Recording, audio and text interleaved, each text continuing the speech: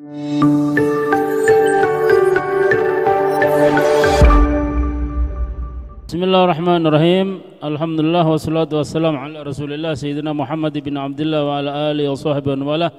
Amma ba'd, faqala Syekh al-Ma'alib rahimahullah ta'ala wa nafa'ana bihi wa bi'ulumihi wa bi'asrarihi fid dharain amin. Al-bab al-awwal, bab yang pertama, fi fadlil ilmi wal ulama wa fadli ta'limihi wa ta'allumihi. Bab di dalam keutamaan ilmu wal ulama dan ulama atau ahli ilmu, dan keutamaan mempelajari ilmu dan mengajarkannya. Nah, kita masih di bab tentang keutamaan ilmu dan keutamaan belajar. Bagaimana besarnya pahala bagi orang yang mempelajari ilmu. Dikatakan di sini fadlul alim alal abid ka fadli ala adnakum. Ya ini ya.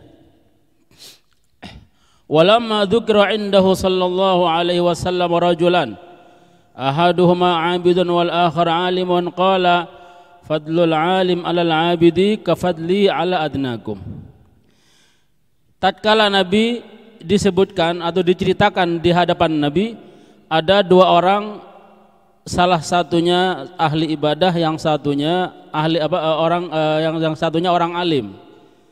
Ibadah, ini ahli ibadah, satunya alim. Dia otomatis kalau alim juga ahli ibadah gitu ya. Cuma satunya ini ahli ibadah toh tanpa ilmu pengetahuan yang banyak, yang satunya orang alim yang otomatis sekali lagi yang pastinya dia seorang juga orang yang ahli ibadah. Sampai kadang-kadang orang alim itu karena saking sibuknya mengajar sehingga kadang-kadang ibadahnya tidak ketara gitu ya. Padahal juga ibadah.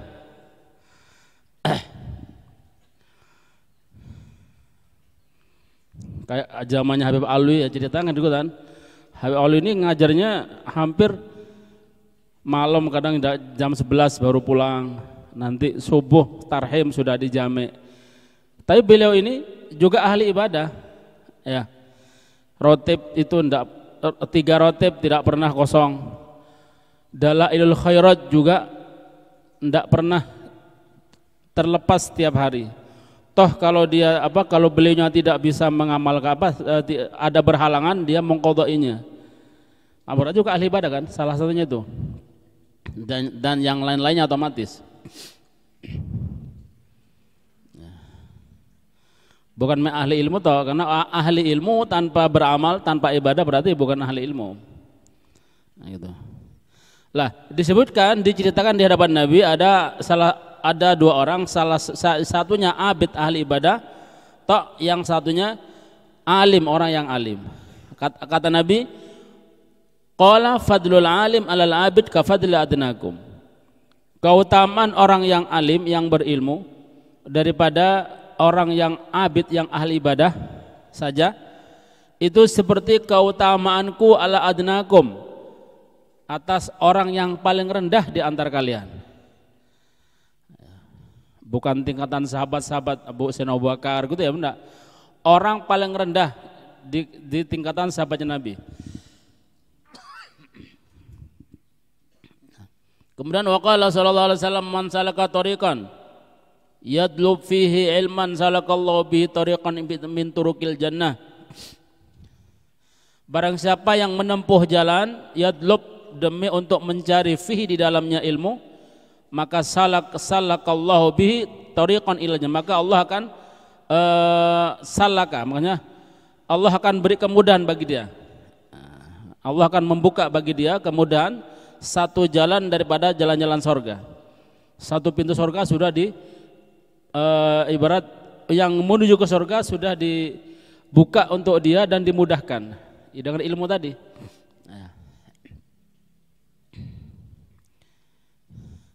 Wa qala sallallahu alaihi wasallam, talabul ilmi faridatun ala kulli muslimin wa muslimatin. Di riwayat yang lain hanya ala kulli muslimin. Di hadis yang lain berhenti ala kulli muslimin. Cuman kalau disebutkan kulli muslimin itu pasti muslimatin juga ikut gitu ya. Kaidahnya gitu. Belajar ilmu itu faridatun, sangat-sangat difardukan. Nah, di sini bermakna sangat, ini ada sighah mubalaghah kalau kita belajar nahwu ya. Jadi di mana sighah mubalaghahnya? Satu, faridah itu apa tadi? Sighah fa'ilnya juga sudah menjadi sighah mubalaghah. Faridatun, seperti alimun, faridatun, basirun. Nah, yang kedua ada tak marbutah, sedangkan mubtada'nya enggak ada tak marbutahnya. Jadi mubtada'nya laki, khabarnya perempuan. Nah, ini nanti berarti ada berarti di situ ada tujuan untuk mubalaghah, maknanya sangat, gitu ya. Jadi artinya bukan belajar ilmu itu wajib, bukan gitu loh, enggak. Belajar ilmu itu sangat-sangat diwajibkan. Nah, gitu ya. Dari kata-kata faridatun. Ala kulli muslimin, bagi orang muslim dan laki, wal muslimatin, dan orang muslim perempuan, siapapun orangnya.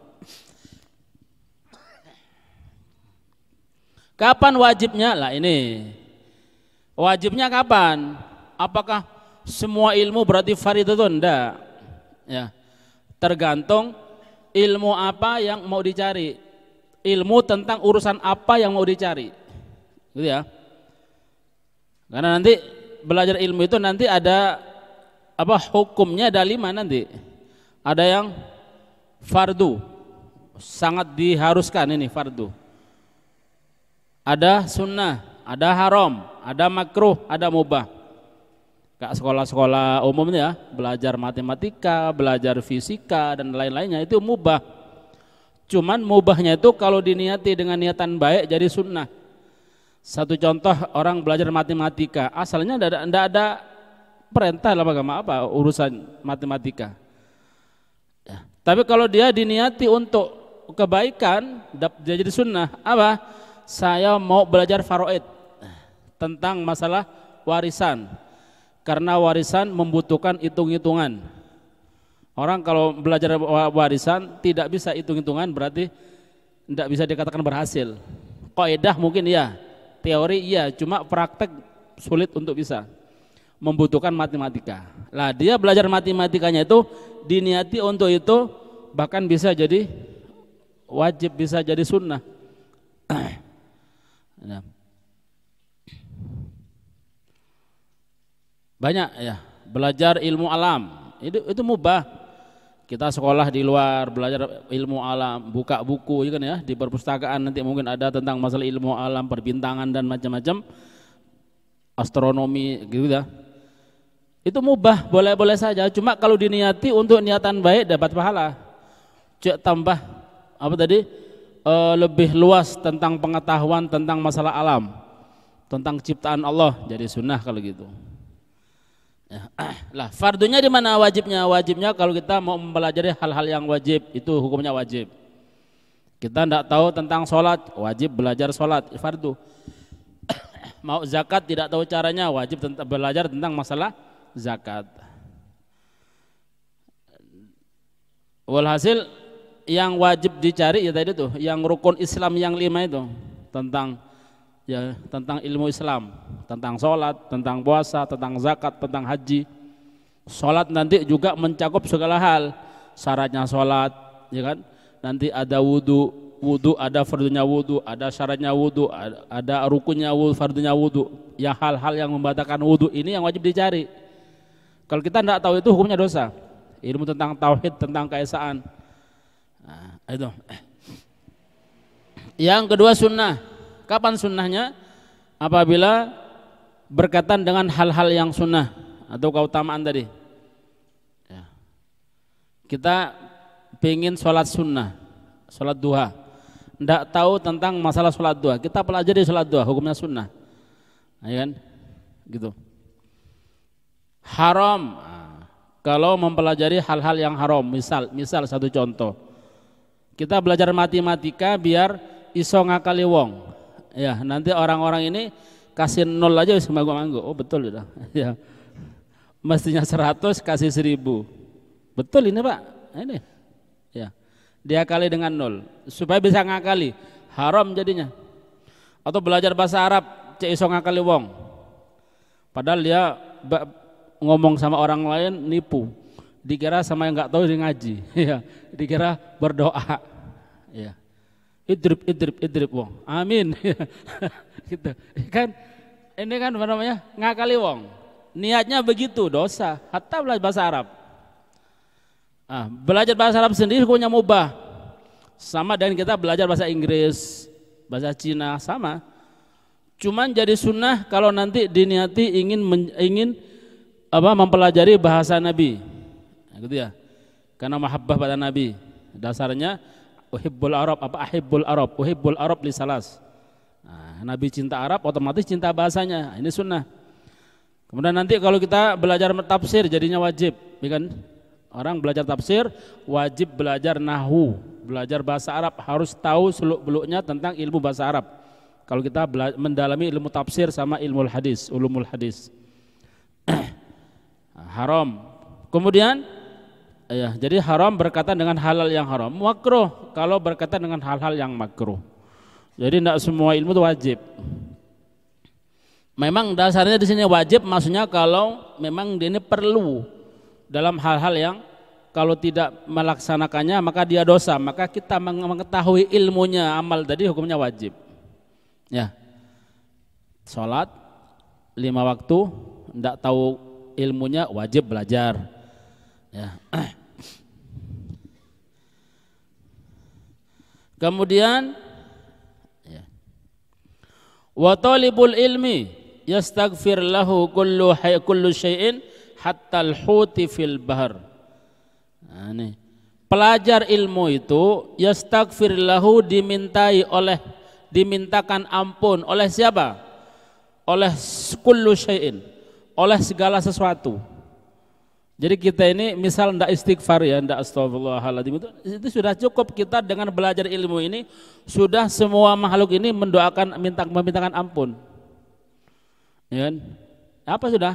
Entah itu benda mati, entah itu benda hidup, pepohonan, apapun yang ada di sekitar kita, semua jamadat, semua makhluk ini, semua apa yang ada itu memintakan ampun. Coba mereka ini diberi lesan mesti Allah maafirlah gitu ya. Semua mik ya, apapun sudah. Terutama tempat-tempat yang kita duduki, yang kita tempati. Bahkan katanya di sini hatal hut, sampai ikan-ikan di laut. Ada yang mengatakan hatal hitan fil bahr, sampai ikan-ikan semuanya itu memintakan ampun. Pada siapa? Pada orang yang mau belajar ilmu. Kenapa di sini kok dikhususkan hut, ikan, kok enggak manusia aja? Atau kok enggak burung-burung gitu ya? Kok enggak semut? Kok ikan? Karena ikan itu adalah makhluk yang paling banyak di dunia ini. Bayangkan satu kali telur ini netasnya bisa 1000 lebih, satu ikan. Ya, satu telur, sekali telur tes gitu ya, terus lahir gitu ya, jadi ikan, anak-anak ikan yang banyak itu lebih dari 1000 satu ikan. Lah, seakai-akai makhluk di darat tidak sampai 1000. Semut berapa? Tidak sampai 1000. Ya kan? Satu semut itu lahir, nelor itu tidak sampai 1000. Makanya di sini kok dicontohkan, yang dicontoh adalah apa? Ikan. Kenapa? Karena ikan itu yang paling banyak. Selain banyak anaknya, coba bayangkan laut sama darat lebih luas mana? Lebih luas laut. Wah, laut itu isinya ikan tok semua. Ada ikan kecil, ada ikan besar, semua ya banyak. Jutaan sudah enggak bisa dihitung ikan itu. Sak Jawa aja sepirah apa? Wis enggak bisa dihitung berapa. Wah, ini satu dunia, ikan sak dunia bisa ikan satu dunia mendoakan ampun untuk orang yang pelajar ilmu seperti kita insyaallah. Ya, gitu. Yang pasti diampuni, doa mereka itu diterima oleh Allah karena doa mereka ini doa dari yang makhluk yang enggak punya dosa. Yang dosa kan kita manusia kan. Jadi makhluk pendosa itu ya manusia atau ini sama jin, sama setan. Ya kan ya? Setan, jin, manusia ini tuh pendosa. Yang lainnya nggak ada dosa mereka. Apalagi malaikat, ya kan? Malaikat mendoakan semua, ya kan? Yang ada di langit, yang di bumi. Pokoknya semua makhluk Allah di sini disebutkan kullu syai', segala sesuatu apapun. Ya. Syai' ini berarti semua, sesuatu. Pokoknya semua makhluknya Allah memintakan ampun untuk orang pelajar ilmu. Ya. Makanya orang kalau tidak betah ngaji ini berarti dia sudah tidak betah didoakan, dimintakan ampun oleh makhluknya Allah. Ya istighfar dewe gitu ya. Ya, istighfar dewe dia omah ya kalau tidak mau. Kalau sudah dia mau belajar ilmu, niat yang genah, sudah tidak istighfar, sudah dimintakan ampun, sudah yang pasti dah. Kita tidak perlu istighfar misalkan. Ya tugas kita ini nggak usah wiritan, pokoknya mutolaah, menghafal, belajar, begitu toh belajar ilmu. Toh misalkan kita wirid ini tabarukan saja. Karena ada sebagian ulama itu beda cara seperti siapa? Ulama Hijaz, Syed Ahmad Janid Dahlan, pengarang syarahnya syarahnya Jurumiyah, itu beda pendapat dengan ulama Hadramaut, dengan ulama Yaman, Habib Umar dan lain-lainnya. Kalau di Yaman itu mereka ini merangkap dua, pelajar ilmu itu selain belajar juga mengamalkan sedikit-sedikit dengan cara membaca wirid. Jadi belajar dan wirid itu enggak ditinggalkan. Ulama Hijaz terutama Syed Ahmad Janid Dahlan beda lagi. Pokoknya masih berstatus belajar di pelajar ilmu, masih belajar ya. Masih belajar, belum selesai belajarnya. Memang selesai belajar itu enggak ada selesainya, enggak ada sampai mati belajar. Cuman kan ada batas tertentu kan. Ya, kan orang belajar itu mungkin sekian tahun dia menggebu-gebu ya belajarnya. Full belajar. Cuma kan enggak selamanya. Nanti setelah itu kan dia tetap belajar, cuma kan enggak mungkin lah dia masih keluarga, masih nanti pulang selesai belajar, ngamalkan, ngajarkan gitu. Ketika masa-masa belajar itu enggak boleh megang apapun. Bahkan mengharamkan untuk membaca wirid. Tasbih itu enggak boleh dipegang. Ya. Kalau pendapatnya kalau thoriqahnya Syed Ahmad Janid Dahlan, pengarang syarah Jurumiyah, antum mungkin tahu ada itu di sana ada syarahul Jurumiyah, syarah Mukhtar Jiddan Syed Ahmad Janid Dahlan, itu ulama Hijaz Mekah. Di Mekah beliau santri-santri beliau itu diharamkan memegang tasbih selama belajar. Jadi enggak ada pakai wiritan, itu enggak ada ya. Jadi fokus belajar ilmu, sudah mikir ininya digunakan untuk ilmu. Nah, memang beda. Ya. Kenapa ya begitu? Masuk akal. Menurut beliau lapo repot-repot saya pakai wirid, gitu ya. Saya pakai pakai tasbih juga. Ini apa tadi? Cukup dia belajar, mutolaah, belajar, menghafal, buka buku, buka kitab, sudah sak dunya mendoakan ampun untuk dia. Bayangkan. Nah, gitu. Tapi beda ya kita, karena kita ini alur kita ini kebanyakan dari Hadramaut ya, berarti kita pakai minimal khulasah. Ya, wes enggak usah nambah lagi nanti. Toh nanti misalkan ada orang ngasih ijazah, "Jong, nanti tak kasih ijazah wocon 1.000." Oh, Pak, usah diwocon nanti. Nanti bacaan kalau sudah pulang dari pondok. Untuk sekarang enggak usah yang aneh-aneh ya dulu. Khulasah nanti sakti udah. Ya, wes enggak usah aneh-aneh baca wirid yang apalah. Ya. Khulasah ini dibaca semuanya, dicecel pagi sampai sore gitu kan. Wes sudah enggak perlu yang lainnya. Nanti sakti udah, jadi wali udah. Ya. Lagian keutamaan khulasah itu selain pahalanya besar ya, itu juga sesuai dengan hadis-hadis Nabi Muhammad SAW, juga ada jaminan kita ini kalau baca khulasah berarti roh kita ini sebenarnya sudah sama penulis khulasah itu. Siapa? Habib Umar bin Hafid. Ya. Antum pengen ketemu? Pengen dekat? baca khulasah. Gak usah nang Surabaya seperti kemarin. Gak usah nang Kalimantan Tengah tadi malam. Bos enggak usah, tapi besok kalau mau ketemu ke sana enggak apa. Tapi selama kita mondok di sini atau selama kita belajar enggak usah bingung apa tadi? Ketemu enggak usah. Kecuali Habib Hasan nyuruh enggak apa-apa. Ya, kalau Habib Hasan yang nyuruh berangkat sudah. Kurbano jual sapi enggak apa-apa. Ya, tapi selama enggak nyuruh enggak usah. Saya pingin dekat ke Habib Umar, cukup baca khulasah sudah cukup. Ya. Nanti diulami apalan sudah. Jadikan dirimu ini apa? Isi diulami ada dirinya. Kalau perlu khulasah hafalan. Ya, gitu. Jadi khulasah berjalan, diulami berjalan begitu. Ana dulu pernah, mungkin ya pernah saya ceritakan ya. Ana dapat cerita dari Habib Ja'far bin Utsman Al-Jufri JMC kalau ente tahu. Beliau ini muridnya Habib Umar juga. Dulu pernah ngajar beliau. Habib Hasan kemarin yang cerita ya. Dulu pengajar di sini, ngajar terbangan. Juga kalau tidak salah juga ngajar kitab sebentar. Tapi dia guru terbang, guru qasidah di sini. Pernah cerita di teman-teman, mungkin apa iling pun enggak, kalau anak masih iling alhamdulillah. Jadi dulu ketika ketika teman-teman di Hadramaut katanya beliau ya, mau pulang itu teman-teman itu nyesalkan gitu ya, menyayangkan kenapa? Enak pulang tak enak, cuma sayangnya enaknya enggak ketemu Habib Umar, jauh dari Habib Umar. Mereka menyayangkan ya Habib ya apa ini?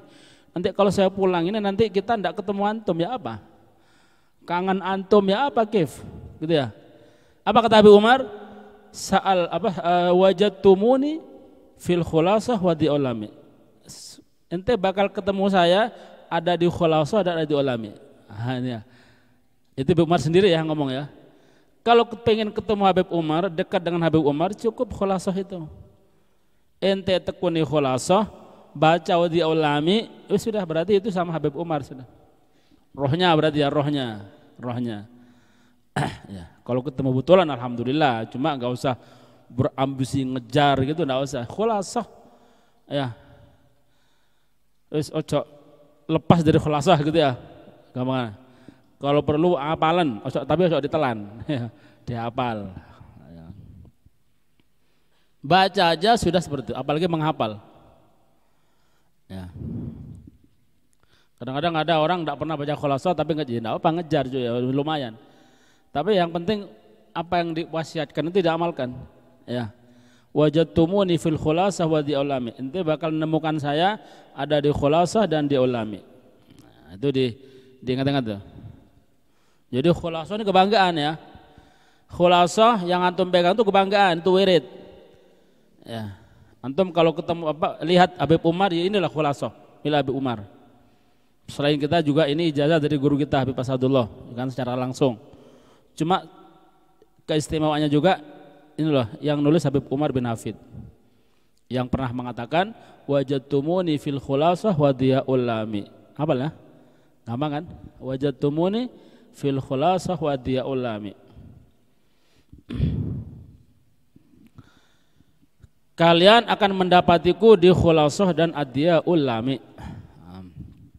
Kemudian berikutnya, jadi pelajar ilmu itu dimintakan ampun oleh segala sesuatu sampai ikan-ikan yang ada di laut. Hatta al-hut fil bahr. Wa qala sallallahu alaihi wasallam man ghada li talibil ilmi sallat alaihil malaikah wa burika lahu fi ma'isyatih. Barang siapa ghada itu pergi di pagi hari. Ghada yagdu ghudwatan, berpagi-pagi berangkat untuk mencari ilmu, li talibil ilmi. Berangkat pagi, berangkat pagi madu subuh gitu ya. Tapi kalau di sini karena enggak bisa ya enggak wis nunggu jam 4:30 aja sudah. Kita ini sudah masuk ke sana insya Allah semua. Karena kita berangkatnya dulu dari rumah sudah sampai sekarang pun kalau kita enggak putus niat berarti enggak nunggu pagi, enggak nunggu sore. 24 jam kita ditulis oleh Allah sebagai thalibul ilm. Pokoknya enggak putus niat. Walaupun nanti kita tetap harus memperbaharui niat gitu ya. pagi, mungkin sesaat nanti kita perbarui niat. Cuman kita dulu niat ketika berangkat ke sini itu sudah sampai sekarang sudah terhitung kita talabul ilm. Ya berarti ini insyaallah masuk semuanya. Ya. Ndak nunggu pagi kita. Bahkan tidurnya pun di talabul ilm, gitu ya. Makanya di talabul ilm.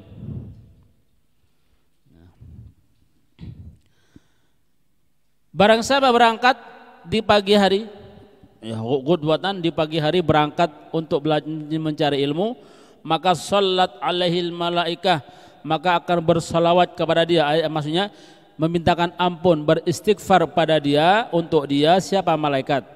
Wa burika, dan dia akan diberi keberkahan.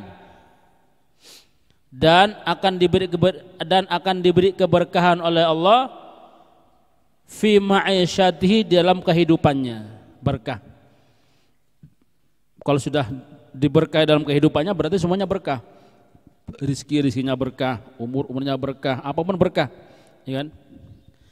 Kemudian waman shalla wa qala sallallahu alaihi wasallam, man qada ilal masjid la yurid illa an yata'allam khairan wa yu'allimahu kana lahu ka ajri hajjatin tam.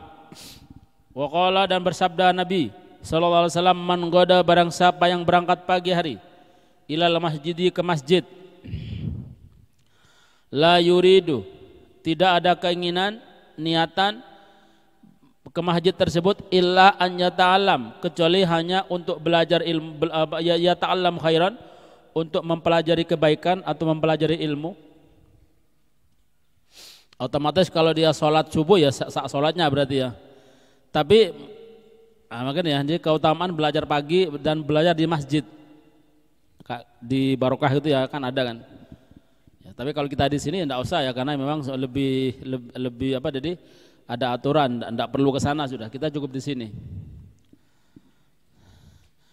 Kecuali untuk belajar kebaikan atau mempelajari ilmu, wa yu'allimah, dan niat untuk mengajari nanti ilmu tadi, yu'allim. Au yu'allimah, atau mengajar, apa ini ya? Apa? Ada aunya.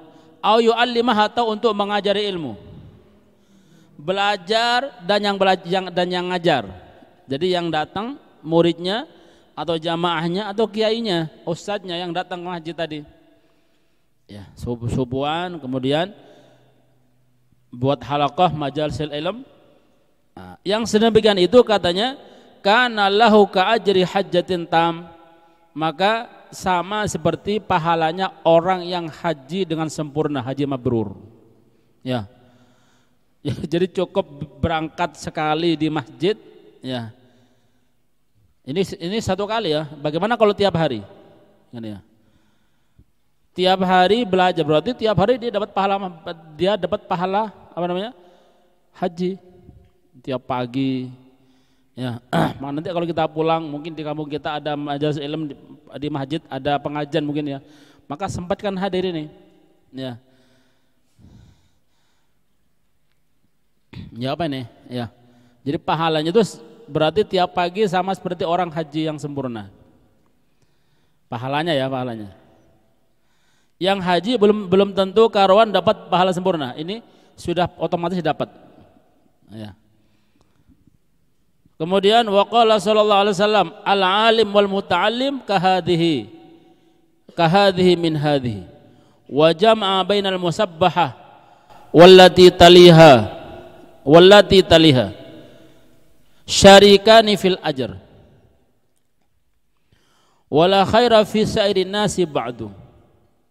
Kata Nabi, al-alim, orang yang alim, wal muta'allim itu orang belajar ya. Orang yang belajar itu kahadhihi, ya.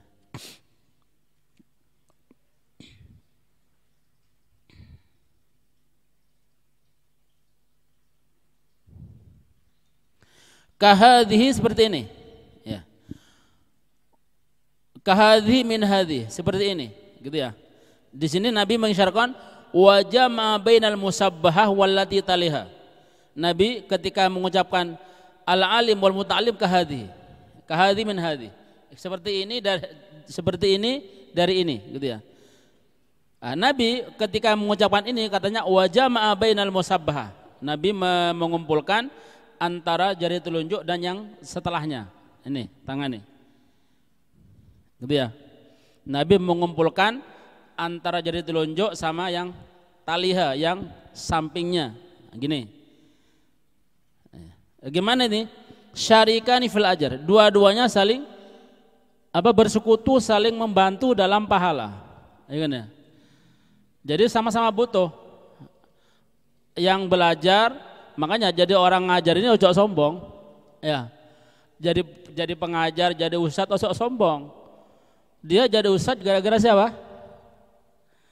Ya gara-gara murid. Kalau dia tidak punya murid gak jadi ustadz. Paham ya? Makanya ustadz ojo sombong ustadz. Antum ini gara-gara aku loh. Tapi ojo ya jangan. Ya ojo. Enggak. Ini maksudnya, jadi kita jadi apapun jangan sombong.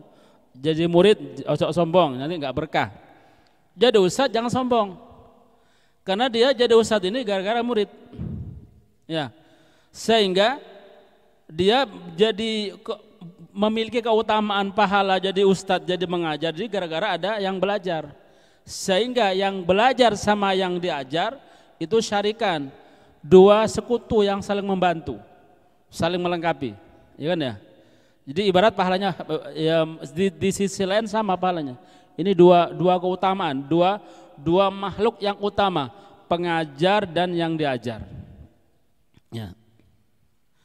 Wala khaira fi sa'irin nas ba'du, enggak ada kebaikan di seluruh manusia setelah itu. Di bawahnya pengajar dan yang belajar, al-alim wal muta'allim, di bawahnya ini enggak ada kebaikan, sudah.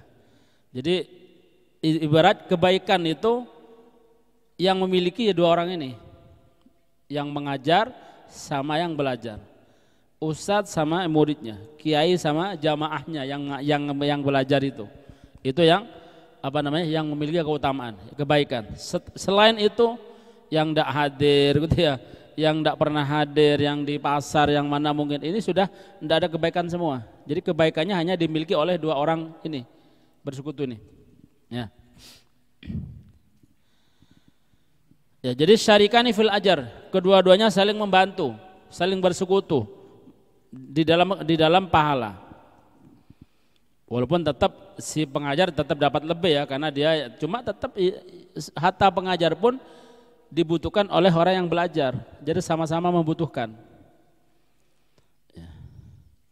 Bahkan sebenarnya yang ngajar ini lebih bersyukur kepada Allah Ta'ala, ya kan? Ada sebagian ulama begitu, yang belajar itu malah dikasih uang, dikasih hadiah. Kenapa? Karena dia sudah mau dikasih ilmu, ya kan ya? Orang dapat menyalurkan ilmu ini suatu hal yang luar biasa, nggak ada tandingannya. Dia ngasihkan ilmu, ngajarkan ilmu, diamalkan, bayangkan, pahalanya tidak bakal putus sampai yaumul qiyamah. Maka misalkan ada orang santri suruh belajar, ente tak upah, pokoknya mau belajar, ini nggak rugi, gitu ya.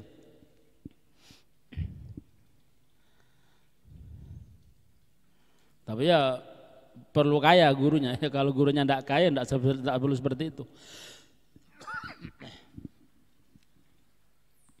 Jadi si alim atau yang ngajar ini bersyukur ya, bersyukur kepada si santri murid tadi karena sudah dia mau untuk mengambil ilmunya.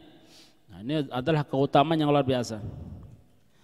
Wa qala sallallahu alaihi wasallam ugdu aliman aw muta'alliman aw mustami'an aw muhibban lidzalika wala takunil khamis fatahlik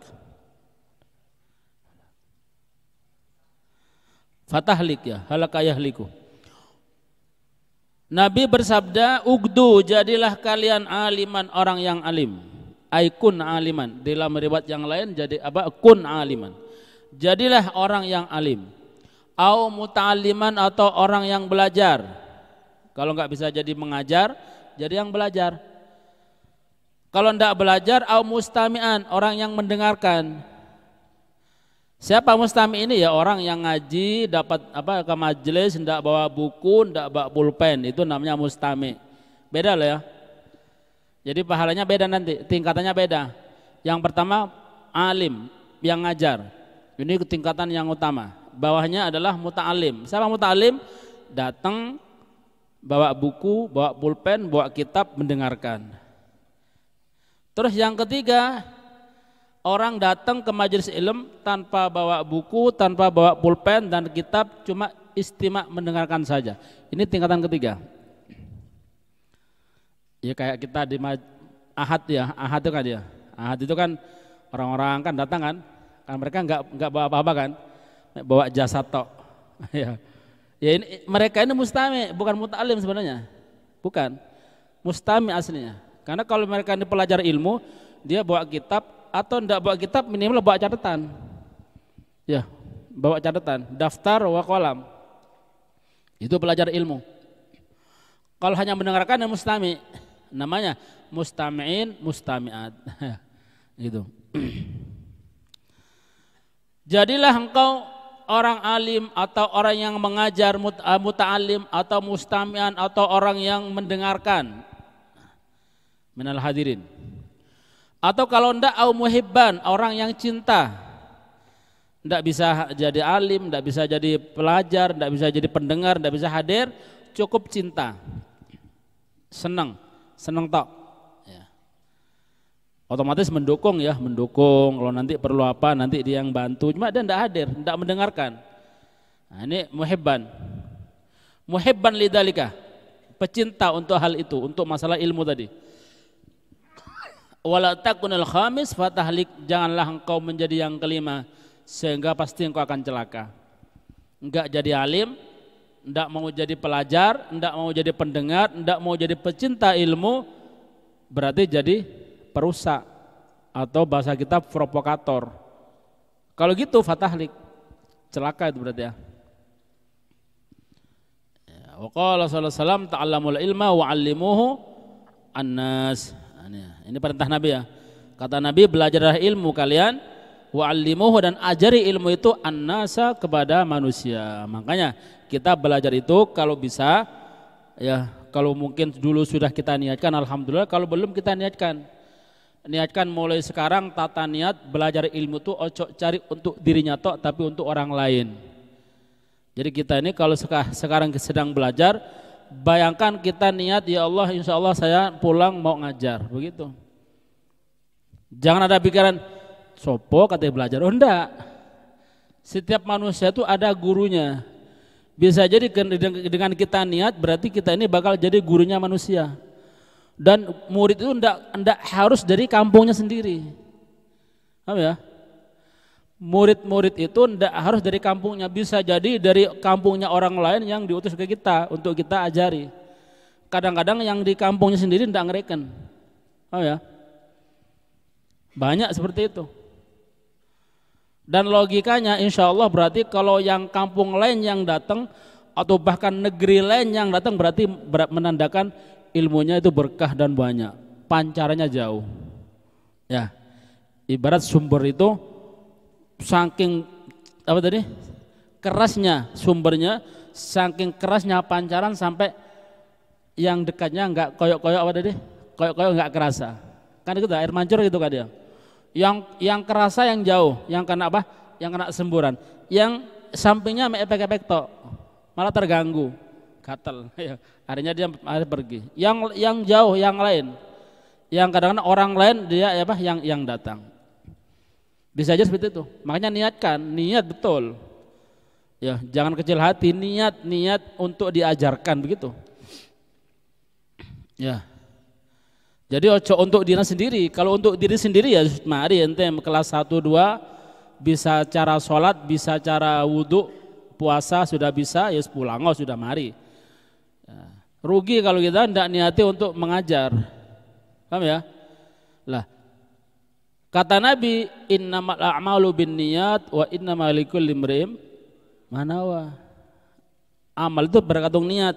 Seseorang tergantung niatnya. Ente sekarang belajar ilmu untuk apa? Kalau karena demi paksaan orang tua terus dia jalani, akhirnya dia terbebani, berarti enggak dapat apa-apa. Kalau ada yang seperti itu, robah niatnya. Ya. Kalau sudah takdir mau enggak mau, beban enggak beban mondok gitu ya. Ya robah niat saja. Robah niat, ya Allah sekarang saya sudah hendak karena orang tua saya, ya Allah. Saya niat karena untuk melaksanakan perintahnya Nabi. Gitu ya. Dan untuk melanjutkan perjuangan Nabi bisa ngajar, ya Allah saya niatkan untuk ngajar, begitu. Ya. Kalau kita tanam seperti itu mulai sekarang, kita pasti sama Allah akan diutus. Karena apa? Murid-murid itu bukan berarti kita yang ngundang, enggak. Allah yang ngutus. Kan ya? Allah yang datangkan. Ente datang ke sini kan yes karena ya sembuh nemu ser-seran, mau orang tuanya tergerak tak kesini aja gitu. Aslinya di ser-seran itu ya, di ser-seran di pendaftaran yang di share itu bukan kita langsung mondok sini, enggak. Iki loh kata mondok. Kita enggak ngundang, cuma ngasih tahu, mau ya enggak apa-apa di sini. Kalau enggak apa-apa. Setelah share-sharean itu kiriman berita tadi itu sampai ke orang tua ente, akhirnya mondok sini aja. Mantap hatinya, itu Allah yang memantapkan. Kalau enggak ditakdir oleh Allah enggak bakal ke sini. Bisa jadi nanti dia ditakdirkan oleh Allah ke yang lain, begitu. Ya. Dan nanti kita sama gitu juga. Kita pulang, kalau nanti kita sudah tanamkan niat yang betul, ya kadang-kadang nanti murid itu bukan dari kampungnya sendiri. Lalu kadang kampungnya mungsui kok kadang-kadang. Ya. Jadi bisa jadi orang lain, gitu ya. Anda cerita mungkin sedikit ya. Dulu Setal Mukhtar yang sering kita ceritakan itu di Mergan itu rumahnya, itu kampungnya itu enggak ada yang ngaji. Yang ngaji itu dari Blitar, ada orang sudah tua Blitar. Tiap Jumat, tiap Minggu 2 kali bendino enggak bisa aja. Itu ke sana tiap pagi sampai duhur. Ke sana. Kampungnya sa-RT itu enggak ada yang hadir. Enggak ada. Sampai meninggalnya beliau enggak ada. Kombaran, anak tapi ya. Atau dari Saujajar, pokoknya dari mana-mana. Ada yang dari Singosari, ada yang dari Pasuruan ada. Ya. Kampungnya enggak ada. Ya, gitu. Kenapa ya? Karena memang di kampungnya ini enggak ditakdir oleh Allah. Loh kampungnya ngaji nang diam, paling ngaji keluar, terus punya guru sendiri mereka. Nah, gitu. Jadi Allah ini menciptakan manusia dan manusia ini kalau nanti dia mau kepada Allah sudah ada gurunya sendiri-sendiri. Jadi kita tidak perlu hasut, tidak perlu bingung. Ini kampung dewe kok kena sing ngereken ya, nggak usah ya. Karena nanti insya Allah ngirim dari kampung lain ke kita. Tapi niat dulu mulai sekarang. Ya, ojo, pokoknya ngaji lah, jangan. Ya, jadi harus tata niatono belajar dan mengajar besok begitu. Ya. Nah ini sudah jam 5 nih ya, mohon maaf kurang lebihnya. Assalamualaikum warahmatullahi wabarakatuh.